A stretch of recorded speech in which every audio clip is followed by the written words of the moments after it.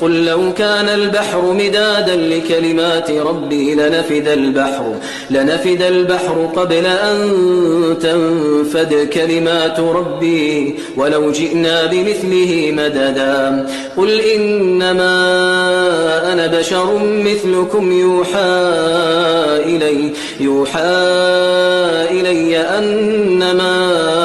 إلهكم إله واحد فمن كان يرجو لقاء ربه فليعمل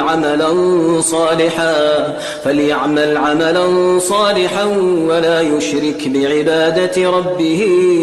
أحدا.